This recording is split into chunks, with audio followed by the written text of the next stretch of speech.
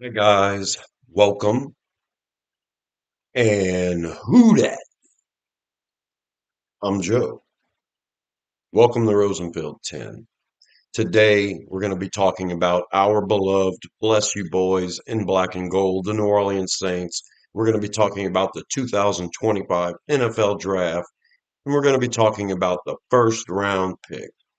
The Saints have pick 9, and we can either stick and pick, trade up, or trade down. What would you do? And that's the scenario here. I've done over 100 mock drafts this year, and I'm pretty familiar with how the boards are going to land. And I encountered a first round dilemma yesterday with one, and I had to share it with you guys because I had such a conflicting feeling about it. I'm not sure what I would do. And I wanted to ask you guys.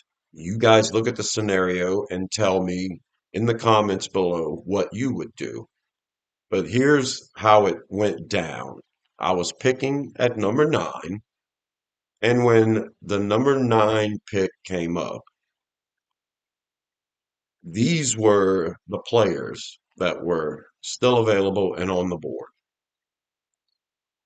Abdul Carter, defensive end from Penn State, falling to the Saints at 9 would be a dream come true for most Saints fans. You also got defensive tackle Mason Graham out of Michigan. You've got Tetairoa McMillan, the wide receiver from Arizona. You've got offensive tackle Kelvin Banks and Josh Simmons.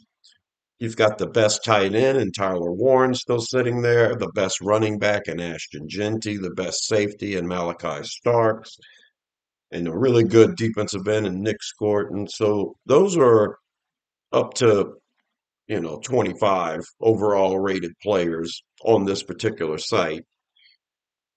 And naturally, you want to just run up with the card, grab defensive end Abdul Carter, and call it a day. But I got a trade offer, and that's where the dilemma kicks in. This is the trade offer from the San Francisco 49ers. They're picking at pick 11, so I'm only going to be moving down 2 spots. But they're willing to give me their second round pick and 2 third round picks in this year's draft.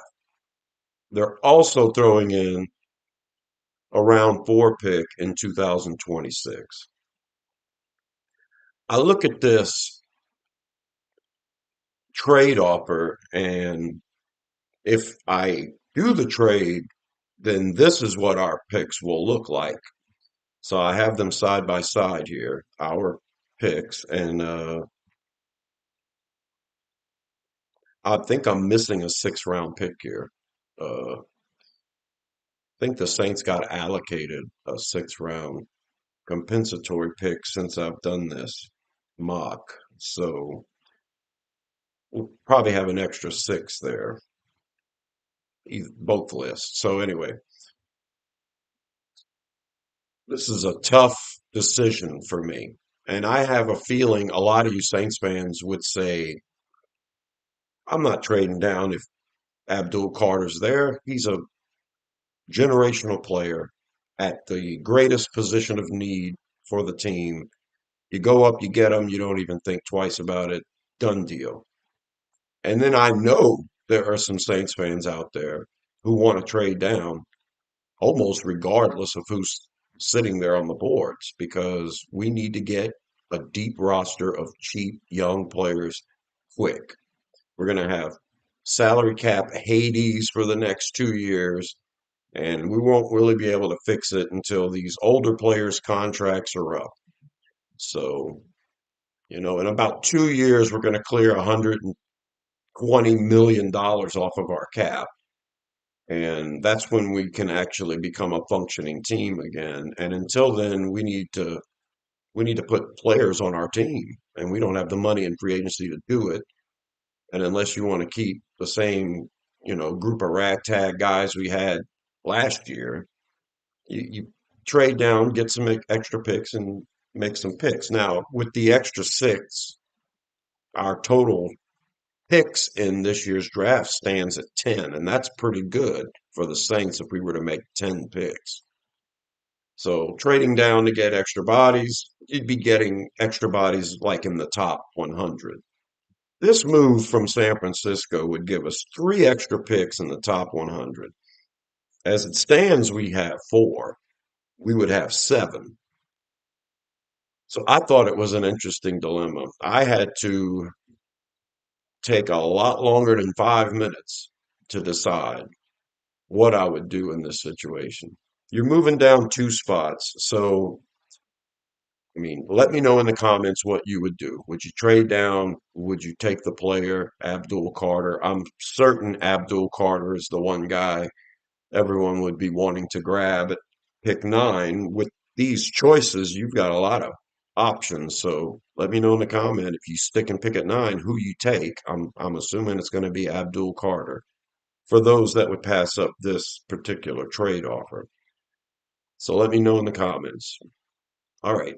I'm going to tell you what I did just to wrap this video up. I took the trade. I acquired the extra picks. And then our draft board looked pretty good. Two number twos, four number threes, two number twos, and four number threes, and two number fours. I mean, that's crazy stuff right there. 9 picks in the first 4 rounds. Yeah, so I made the trade. San Francisco moved up to nine and grabbed defensive end Nick Scorton. That happened. And then at pick 10, Chicago grabbed the offensive tackle Kelvin Banks. So Abdul Carter was still on the board at pick 11. So that's how my day went. And yeah, I didn't draw up any prompts to follow the rest of it, but I ended up trading down again because Miami was picking at 13. I was at that point at pick 11. Miami was at 13. They offered me their second round pick, their fifth round pick, two sevens, but they also offered me in next year's draft their second round pick, their fourth round pick, and their sixth round pick. So Miami offered me seven total draft picks to move up two spots. Yeah, they wanted Abdul Carter, and I knew at that point I was losing him if I moved again. But I didn't pass that trade up either. I ended up altogether getting two number twos, a four, a five, a six, and two sevens to move down two spots, and I ended up doing that with the Miami Dolphins. They grabbed Abdul Carter, so I had to kiss him goodbye. And then at number 12, Dallas grabbed Mason Graham, the defensive tackle, so he was gone. But McMillan was still sitting there along with Genty and Starks and Warren and Simmons, the offensive tackle. I was excited that I might get a chance to get him. And I ended up trading down one more time from pick 13 to pick 14. Indianapolis was offering me their second round pick plus four picks in next year's draft, a third, a fourth, a fifth, and a sixth. I made that move too. And with the 14th overall pick, I ended up getting wide receiver Tetaroa McMillan. So I did that, but ended up with, I think, 18 draft picks, including four number twos, four number threes, two number fours, and I ended up picking up 8 draft picks for next year's draft. A two, a three, three fours, a five, and two sixes. To do all that and miss out on Abdul Carter, but still get Tetaroa McMillan plus four number twos, four number threes. Yeah, I was really able to stock the pantry with this mock. As a matter of fact, I ended up trading up and getting two additional first round picks in this year's draft with all of those picks that I had acquired. I traded a lot of the next year's picks that I picked up. I traded a bunch of them to make moves up. but I ended up with three number ones. At 14, I got McMillan, the wide receiver. At 16, I grabbed tight end Tyler Warren. And then at 18, I grabbed defensive end. Uh, I wrote down Nick Scorton, but that's not the guy I got. I think I got Jack Sawyer. So anyway, that's how my draft ended up going. Absolutely ridiculous that I ended up with three number ones. I didn't want to post all of that. People think that these mocks are crazy, and they are, but I wanted to give you the opportunity to be the GM and to face the dilemma I had in the first round. So hopefully you guys pause the video, look at it, think about it for a while. It was an interesting dilemma. Those of you in love with Carter, it was probably easy. Those of you in love with trading down, it was probably easy. I'm in love with both of them.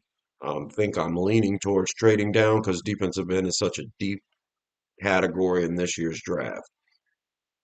But it took me a while to make that decision. Let me know what you guys would do. I'm Joe. Subscribe to Rosenfield 10 for more videos about the Saints. And until the next one, I'll talk to you later. Who dat?